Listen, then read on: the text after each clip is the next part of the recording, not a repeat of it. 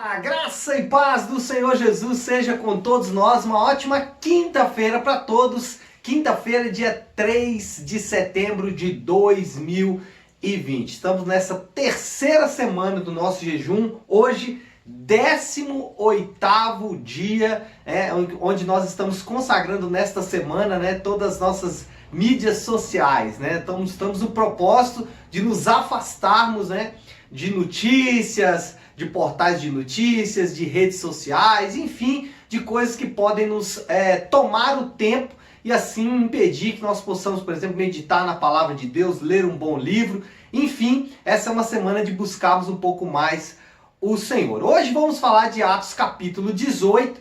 Atos capítulo 18 vai narrar ali o encerramento da segunda viagem missionária de Paulo e já o início da terceira viagem, Paulo passa por Jerusalém, fica lá bem pouco tempo, provavelmente no período da Páscoa, volta para Antioquia e depois de Antioquia ele inicia então a sua terceira e última, não última porque depois ele vai para Roma, mas considerada viagem missionária, sua terceira viagem missionária. Aqui em Atos 18, o tema do nosso devocional de hoje vai ser animado pelo céu, fortalecido pelo céu, fortalecido pelo Senhor. Eu vou explicar daqui a pouco por quê, mas deixe-me contextualizar para você entender.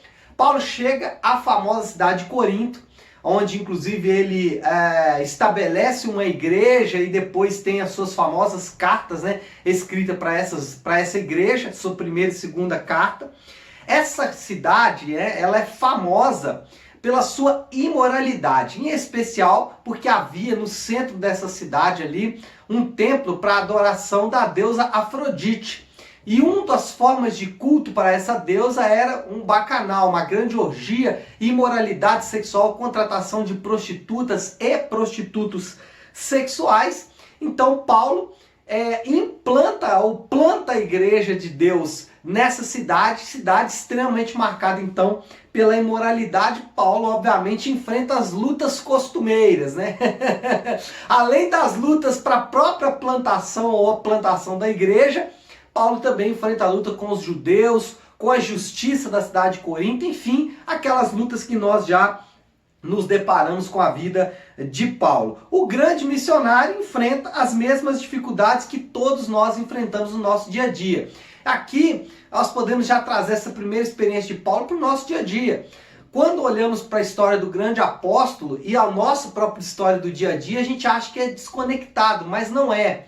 Irmãos, assim como Paulo viveu numa sociedade que era hostil ao cristianismo, nós também vivemos numa sociedade que é completamente contra os princípios do cristianismo. Até mesmo em meio a cristãos, nós vamos enfrentar dificuldades com relação ao cristianismo. O cristianismo normalmente é hostil, ou ele encontra hostilidade com essa sociedade e com essa cultura. Só que Deus, ele fortaleceu o apóstolo Paulo. Olha só o versículo 9 e 10 do capítulo 18. Teve Paulo durante a noite uma visão em que o Senhor lhe disse: não temas, pelo contrário, fale e não te calas, porquanto eu estou contigo, e ninguém ousará fazer-te mal, pois tenho muito povo nesta cidade. Uau, que palavra forte, Paulo, assim como eu, como você, enfrentava as lutas, as dificuldades do dia a dia. O grande missionário também passava por lutas e dificuldades. Só que ele foi fortalecido pelo Senhor e eu tenho convicção de que o Senhor também vai fortalecer o seu coração com esta palavra. E o que Deus fortaleceu, o que Deus usou para fortalecer o apóstolo? Deus fortaleceu Paulo com coragem. Deus disse: não temas, Paulo, não fique com medo, não te espantes, continue falando, continue pregando, ou seja, receba coragem. E aí eu posso dizer para você também, eu não sei qual é o tipo de luta que você está enfrentando, mas no Senhor você pode receber, você pode ter a coragem necessária para enfrentar essas lutas, para enfrentar essas dificuldades. Da mesma forma que o Senhor falou com Paulo: Paulo, tenha coragem. O Senhor também está te falando essa manhã: tenha coragem. Por mais que a luta seja difícil, por mais que a luta seja grave, por mais que a luta se intensifique, você pode encontrar coragem no Senhor. Segundo, Deus fortaleceu Paulo com presença. Deus falou, estou contigo. E isso é maravilhoso, porque aquela força, aquele calor da presença de Deus para Paulo foi fundamental. Assim como é para você. Às vezes você está enfraquecido, né? E esse tem sido um dos motivos do nosso jejum, porque nós percebemos que muitos irmãos estão fracos, né? Estão enfraquecidos. Talvez você está enfraquecido nessa manhã, mas você precisa saber que Deus está com você, Ele é contigo.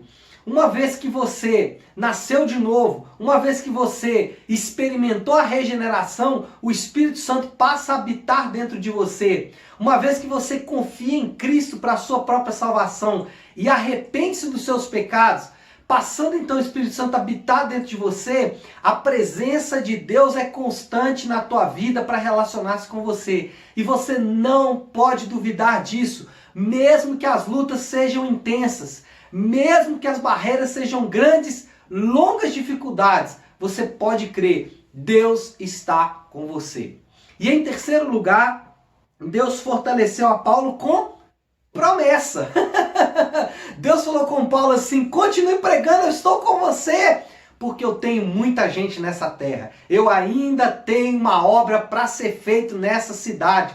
Eu ainda tenho coisas a realizar através da sua vida, Paulo. E isso também nos fortalece. O Senhor, Ele tem promessas para nós, e essas promessas estão vinculadas ao seu propósito na terra. As promessas de Deus, elas não estão soltas. Elas não são promessas individuais. Elas são promessas para o seu corpo, para a sua igreja, para os membros da sua igreja nessa terra. E uma vez que você está envolvido com os propósitos do corpo de Cristo, no nosso caso, o nosso corpo local de irmãos, uma vez que você está envolvido com esses propósitos, você pode saber que Deus está cumprindo as promessas dele na sua vida. Então, levante-se nessa manhã, sacode literalmente essa poeira. Levante-se da cama, levante-se desse desânimo, desse cansaço. Por quê? Porque assim como Deus tinha muita gente naquela cidade e precisava de Paulo para testemunhar, para falar, para pregar, para proclamar a palavra de Deus, eu também digo para você, Deus tem muitas pessoas que precisam do seu testemunho, que precisam da pregação que sairá da sua boca. E essas pessoas vão encontrar o caminho através daquilo que Deus está fazendo na sua vida. Então, não esmoreça, não fique desanimado. Pelo contrário, se levante em força, se levante porque o Senhor vai usar a sua vida nesses dias, tá bom? Então é isso, pessoal. Eu espero que tenha falado ao seu coração. Uma ótima quinta-feira para todos nós e que Deus nos abençoe.